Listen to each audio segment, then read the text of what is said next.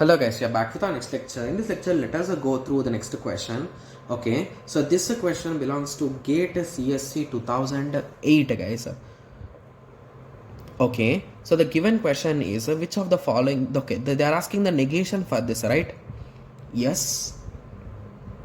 Okay, so if we apply negation, so let us push this negation inside. But before starting negation, I think we need to convert this implication, right? Or else it will be a huge confusion. Okay, so let us convert this equation into our traditional value. Okay, so this is the interior part, right? And this is the exterior part. So let us solve from interior part. Okay, so what will this interior part become, guys? So it is nothing but a negation of for sum of y comma beta, or so if you recall, the formula will look in this way, right? So let me recall it to everyone. Okay, so P implies a Q will become negation P or Q, guys. So that is the formula. Okay, yes, yeah, okay, or for all of U for sum of V comma Y. Okay, yes, so again this is being implied by for all of X alpha. So if we apply negation for all of X alpha for some, okay, so this is a bit complex, guys. For sum of y beta for sum of for all of U V comma Y, that's it. Okay, yes, so now we need to apply negation, guys.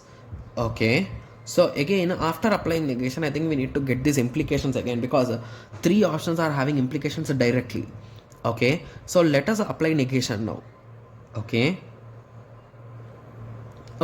so let us start. So if I apply negation here, okay, I can push this negation inside, right? Okay, so here three options are with the for all, right? And one option is with the for some. So let us convert it into for all first. Okay, so if I apply this negation inside, what will happen, guys? Okay, so what it will happen, it will happen nothing but for sum of X alpha. Okay, so here we are still having that negation part, or okay, so shall we apply this negation inside, guys? So here we are still having that or symbol. Okay, shall we apply? So let us apply and see what's there in that, right? Yes, so for all of y of beta, okay, or okay, for sum of U V comma Y, and this is the whole part, right? Okay, so now this negation is outside. Okay, so I did a small mistake. I forgot to apply this negation inside, guys. Okay, so at both the places it will be right. Yes. Okay,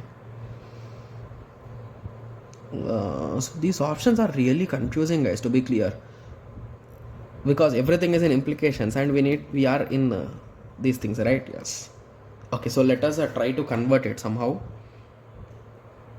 Okay, so option D is not having a single implication, right? So let us first eliminate or make that as the correct answer. Okay, okay, so after some searching, I found a small trick for solving these type of questions, guys. So this question is a bit complex, guys, to be clear. Okay, so the thing is, so in the question they give P implies Q and they are asking negation.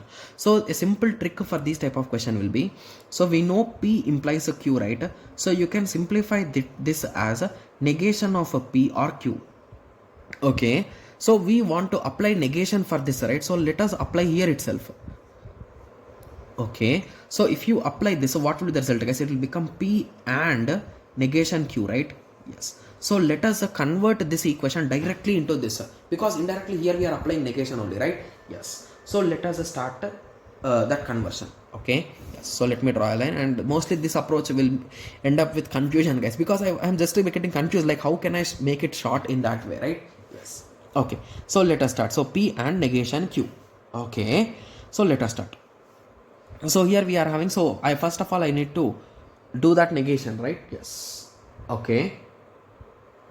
Okay, so negation of, so what is this guys? So it is a for all, right? Yes. So I think let us push this negation inside already.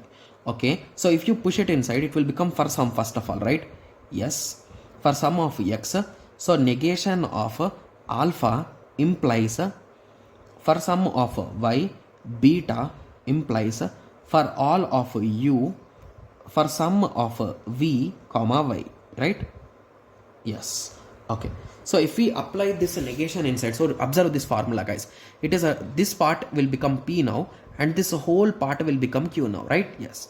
So according to the formula, it is a P and negation of this part. So it is a nothing but for sum of x alpha, and so I need to apply this negation here now. So negation of this is a nothing but, so let us apply inside. Okay. Yes. So it will become for all of a y. Again here we are having implication, so let us stop here again.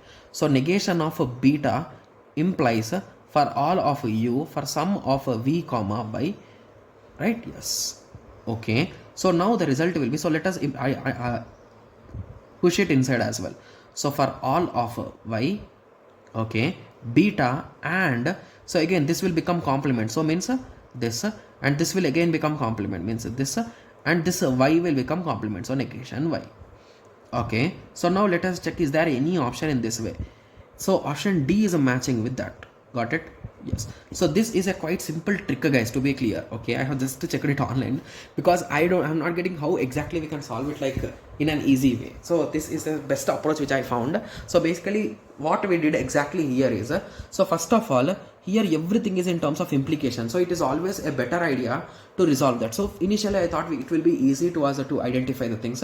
I converted those implications into OR operation and it started a confusion. So that is the reason why when I searched online, so first of all they took that implication, they solved it into the further step, then they directly applied their only negation. That's really a nice trick, right? Yes. So if you apply negation for implication, you will get a P and a negation Q.